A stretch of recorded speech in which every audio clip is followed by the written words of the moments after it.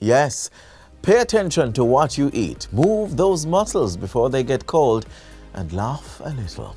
We're celebrating life, and today we're giving you all the tips you need to stay healthy.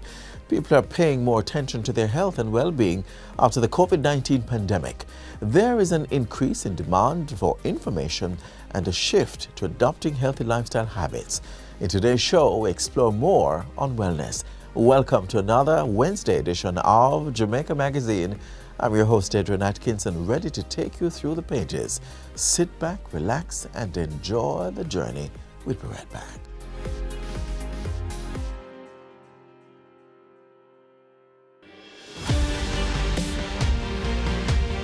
Yes, walk right over there and drop it in the bin. Reuse that wastewater from your kitchen for the garden. Get your hands dirty and plant a tree. Farmers, hold off on the pesticides, especially near our rivers. Do your part to protect our watersheds so we can preserve the source of our drinking water.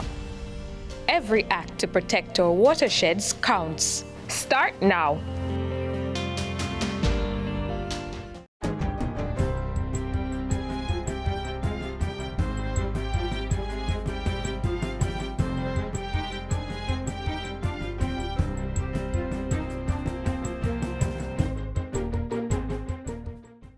Good day, I'm Theodore Henry, and this is your JIS News for Wednesday, March 29, 2023. Government has entered into an agreement paving the way for the resumption of the commercial movement of industrial minerals and aggregates throughout Jamaica by way of rail. The Jamaica Railway Corporation, JRC, signed the agreement for use of its railway infrastructure on Tuesday with the Mineral Agency for Retail and Logistics, MARL.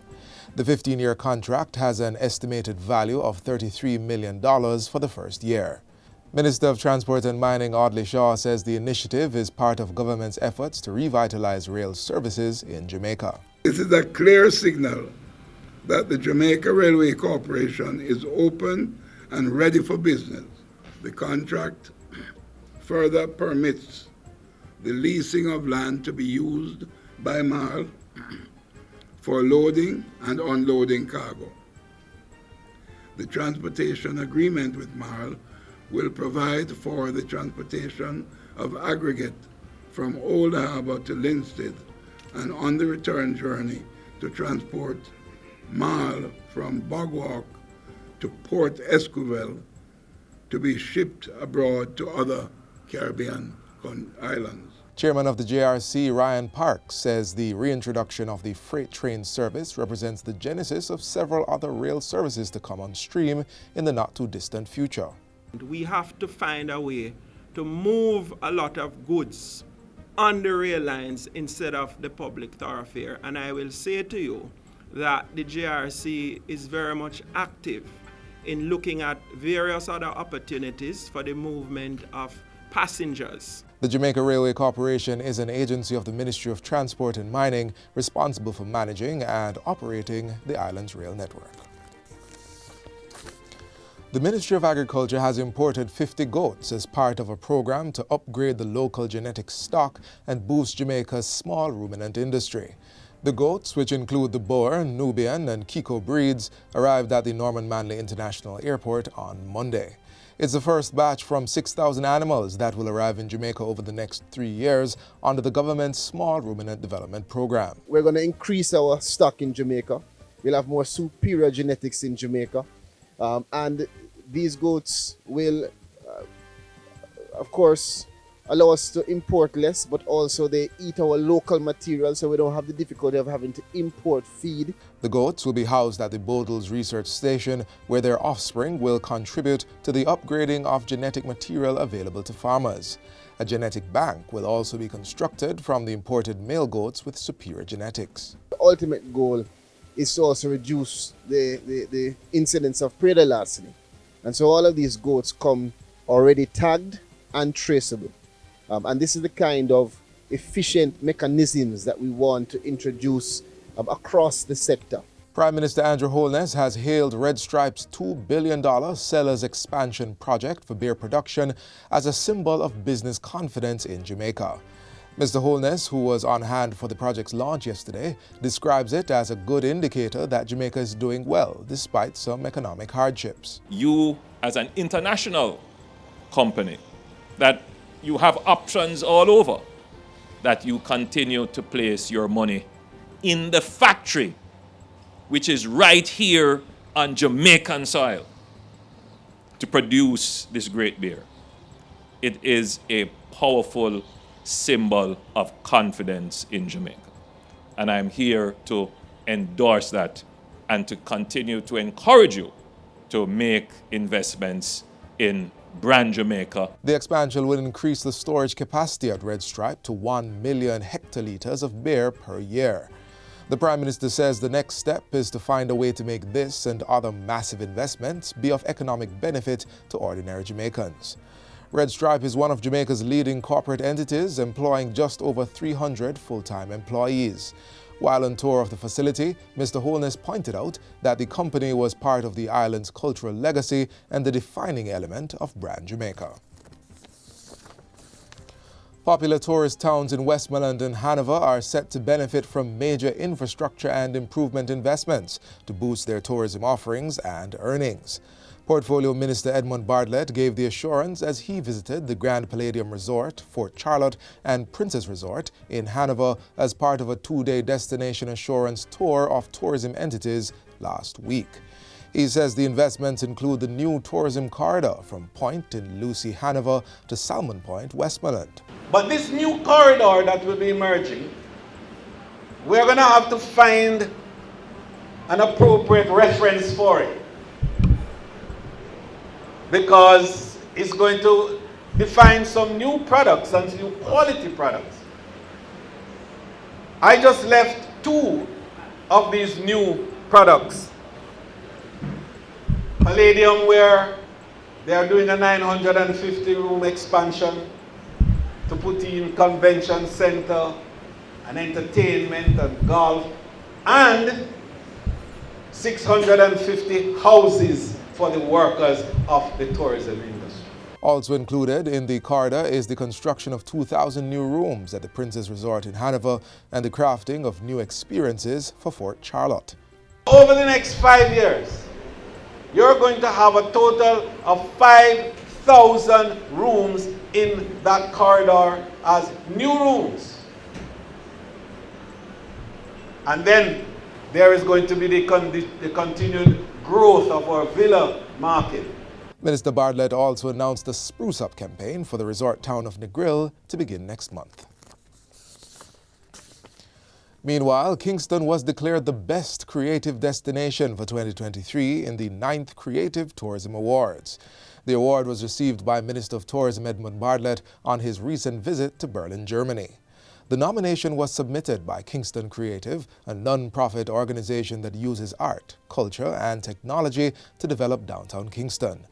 The island's capital topped 152 entrants from over 28 countries. Minister Bartlett describes the win as a major accolade for the fast-growing cultural and music destination. He says Kingston is the unquestioned cultural heart of Jamaica and the Caribbean, hence the government's aggressive steps to position the capital as a vibrant urban tourism destination. Meanwhile, Minister Bartlett also received a Lifetime Achievement Award for the promotion of sustainable travel and tourism by the Pacific Area Travel Writers Association. And that's it for JI's News Today. I'm Theodore Henry. Thanks for watching.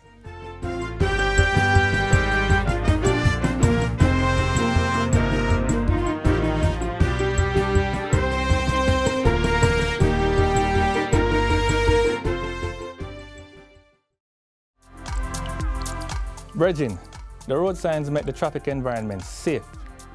The green light means go. Red means stop. Amber also means stop. Yeah man, it don't mean you must speed up. And get this, even if the light's on green, when the traffic is thick, don't bother move off and block the intersection. And please, don't stop on a pedestrian crossing. Look out for children, the disabled and the elderly. Follow the signs so they all can arrive alive. Be a good road user. Obey the road signs and look out for each other. Let's now take you to an excerpt from the recent budget presentation by Prime Minister Andrew Holness. The following is an excerpt from the 2023-2024 budget presentation by Prime Minister the Most Honourable Andrew Holness. We have completed work on a new watershed policy, and this is a critical tool for the management of watersheds, which has again been brought into sharp focus by the ongoing drought. The second policy initiative is for policies governing climate change and emissions. The government has already completed work on two critical companion policies, which is the updated climate change policy framework and the new emissions policy. These policies provide a clear roadmap for how Jamaica intends to respond to the existential threat of climate change and at the same time improve our air quality through the reduction of harmful emissions. Three implementation examples are the transition of our transportation fleet to electric mobility, motor vehicle tailpipe testing under the new road traffic regulations, and the strengthening of the legislative framework to address open burning. This is something that we need to do as a society, especially when we are having so many bushfires. The other policy is something that all Jamaicans would appreciate. All Jamaicans must have access to our beautiful beaches. These beaches must be of good quality and properly regulated to ensure safety, security, economic livelihood, and enjoyment for all citizens. Our beaches are not only a source of recreation, but a significant element of our tourism and the fisheries sector. The development of the beach access and management policy is advanced, and the document will be ready for tabling within the first quarter of the new fiscal year.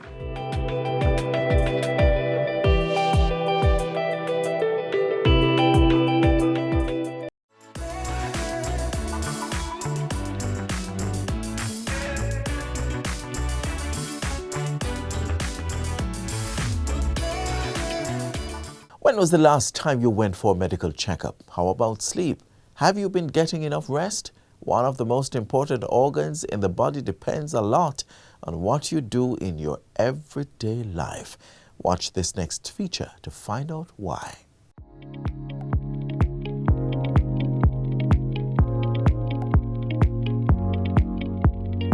Anna, you know you're special.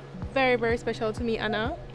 Yes, Mom, I know. And today I want to have a special conversation with you about taking care of your body. Okay, Mom, what do you mean? Alright, so today we're going to talk about taking care of a very special part of your body, and that's your heart. Do you feel the heart beating? Yes, and I'm going to talk to you about taking care of your heart. Oh, I see. Yes, I learned about the heart in school. Wow, you're so smart.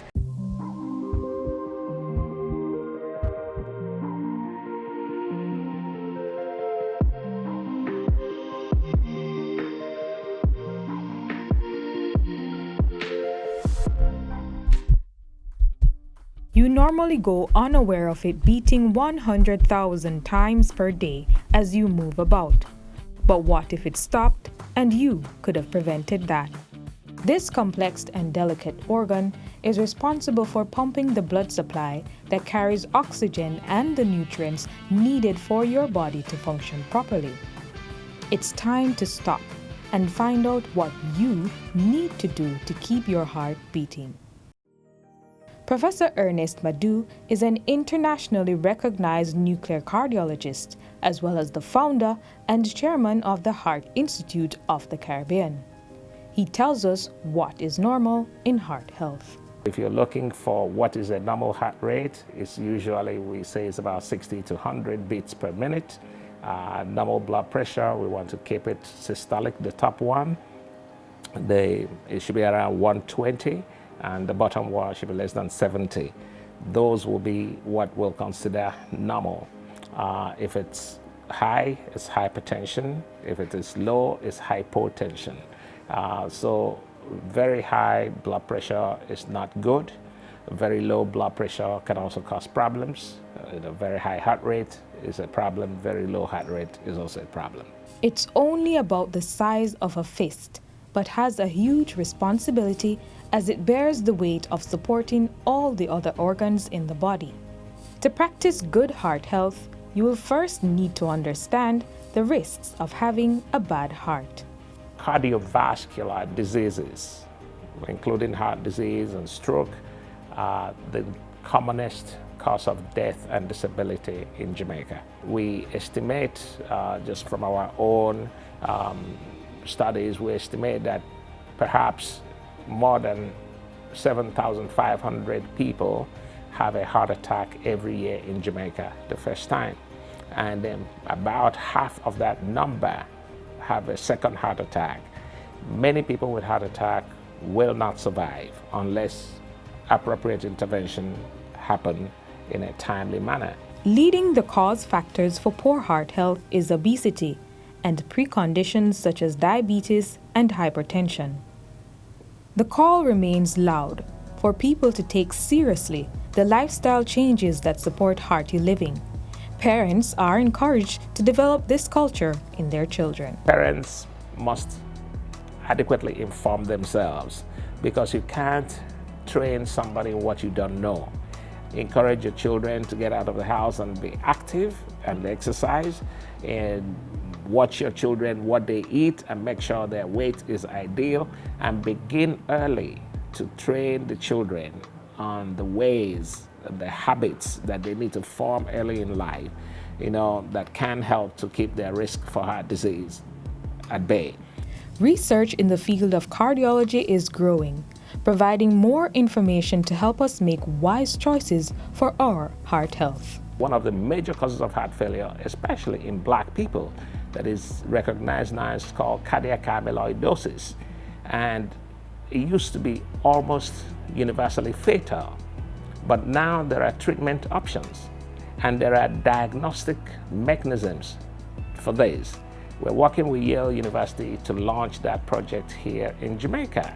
So there's been a mountain of advances happening, whether it's cardiac imaging, personalized medicine, genomic treatment strategies, remote patient monitoring. On a personal level, Jamaicans are being urged to get active and do regular medical checkups. We also have to be mindful about the role of exercise and physical activity in protecting ourselves from heart disease and other non-communicable ailments that are associated with sedentary lifestyles or inactivity.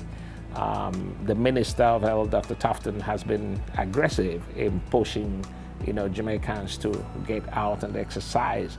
And I think that is a step in the right direction. Early detection is very important.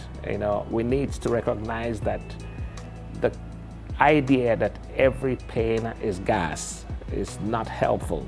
When people feel that discomfort, they need to seek medical attention.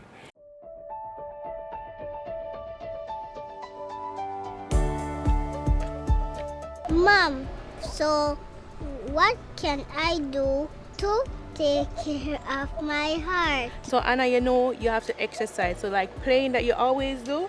And also, Anna, I need you to start eating those veggies, even the ones that you don't like. And I need you to go to bed on time as well. And guess what? Never forget to laugh, all right? Never forget to laugh. And you must not forget these tips, all right, Anna?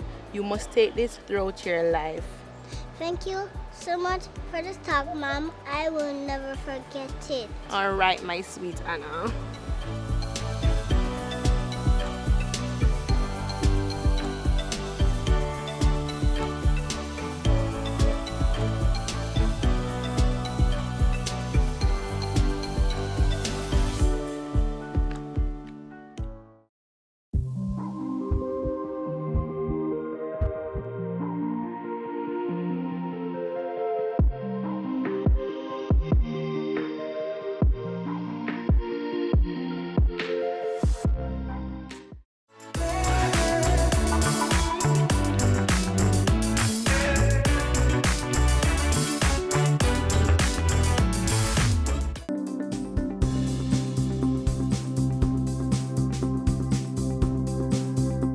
If between January 1 and December 31, you are a parliamentarian or public official in receipt of total emoluments of $3.5 million or above, or you are appointed or perform the functions of a position listed in the Jamaica Gazette, December 14, 2022, regarding the Integrity Commission Act, you are required to file a statutory declaration of assets, liabilities, and income as at December 31. What to file? You're required to declare all balances and interest in all assets, liabilities, and income received by you, your spouse, and children below the age of 18, whether living in Jamaica or abroad. It should be noted that a person who knowingly makes a false statement in a statutory declaration may be liable to a fine not exceeding $2 million or to a term of imprisonment not exceeding 2 years. The Integrity Commission has implemented its zero tolerance policy. All declarants are to submit all outstanding statutory declarations. Failure to submit a statutory declaration may attract a fine of not exceeding $500,000 or to a term of imprisonment not exceeding 6 months. The Integrity Commission has decentralized the collection of statutory declarations. Submit your statutory declarations for the previous calendar year securely within your organization on or before March 31 of the following year. Here's how. Firstly, complete your statutory declaration. Ensure you have entered the correct as-at date, for example, December 31, 2022. NA or C attached is never an appropriate response. Use none and list all required balances. Copy or print additional pages where necessary. Ensure all the sections are signed. A justice of the peace is required to validate your signature by signing, entering the date, location, and affixing their embossed seal. Attach the relevant supporting documents. ATM printouts are not accepted. You then proceed to your in-house collection point. Collect a statutory declaration envelope and security seal. Place the required information on the statutory declaration envelope, seal the envelope, and affix the security seal. Deposit the secure envelope in the Integrity Commission branded collection container or with your designated officer on or before March 31. Finally, enter your name and date of submission on the Integrity Commission log sheet. The designated officer should deposit the white copy of the log sheet in the collection container on April 1. Retain the yellow copy for the files and facilitate the submission of the collection container to the Integrity Commission. The Integrity Commission will register your statutory declaration and send you a receipt by email on or before May 13. After submission, the statutory declaration is examined for due completion and accuracy. Where the Integrity Commission is satisfied that the statutory declaration has been duly completed, certification is done and an advisory issued to the declarant. Submit your statutory declaration completely and accurately and get on the path to certification. For more information, visit our office on the 4th floor of the Sagicor Sigma building at 63 to 67 Knutsford Boulevard, Kingston 5, or give us a call at 876-968-6227 or 876-960-0470.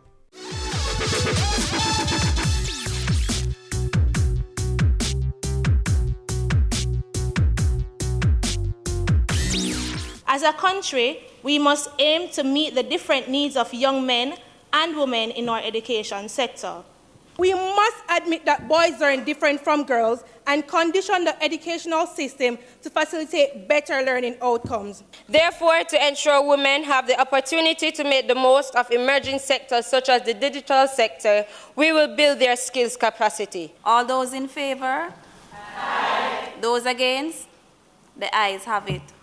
I just want to thank you. Thank you for making yourselves available. Thank you for being a part of history. We're going to do this again. And again. And again. Very good. The future looks great.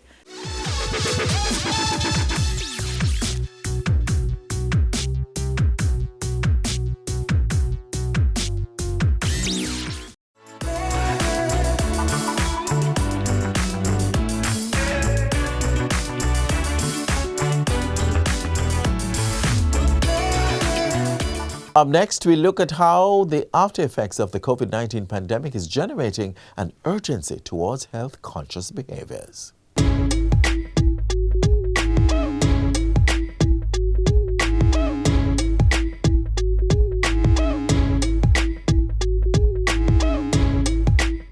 COVID has taught us many things. And among those is that the dynamics of our environment has shifted somewhat in terms of how people think about themselves in their natural space. I mean, one of the greatest manifestations of that is the workplace. The workplace has changed because of COVID, because Jamaicans, the global citizens, have come to terms with their mortality, now so more than any other time in the world. Because COVID, as I said, has been the greatest equalizer known to man during this last 100 years. Everybody was afraid at some point in time that COVID would have gotten us and would have taken us out. And it never really mattered whether we had money or were poor, whether we're in North America or in Jamaica. And as a human instinct would dictate, many persons are now rethinking how they work, where they work, what time they work, and the concept of self-care and taking care of self, family, community is becoming a lot more relevant. That represents for us an opportunity, particularly because we exist in a pandemic of lifestyle-related ailments. It is how we live that is facilitating our demise to a large extent. The cardiovascular disease, the salts, the sugars, the fats, the tobacco, the alcohol, the lack of rest, the lack of physical activity. We have to get people nudged into greater health-seeking behavior. It cannot just be about cure. It has to be about prevention. And some of it we may have to legislate, like tobacco legislation, like school nutrition policy and what is served in our schools, like sugary drink. Our foundation championed that. Like the right of people to know what's in their foods, front of package labeling. But the reality is that generally Jamaicans don't like to get a checkup. They go doctor when they're sick. So while we single out men for being a little, afraid, it's better to bear the perception of being violated and detecting your prostate troubles early than to wait until it's too late. And at that stage, the violation don't really matter. So we're going to have to be bold about that and engage in greater community outreach. But I think we have to also advocate for people, Jamaicans, to do their annual screening.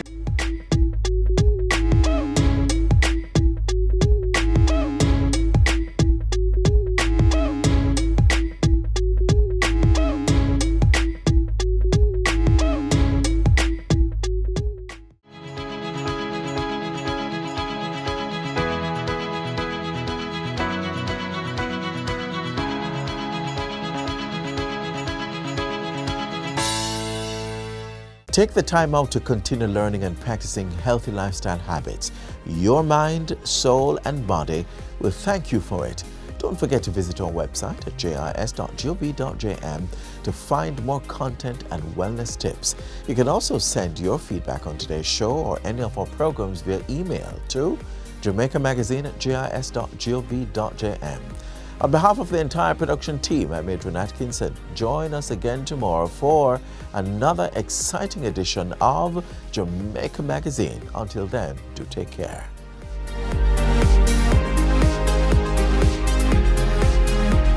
This has been a production of the Jamaica Information Service, the voice of Jamaica.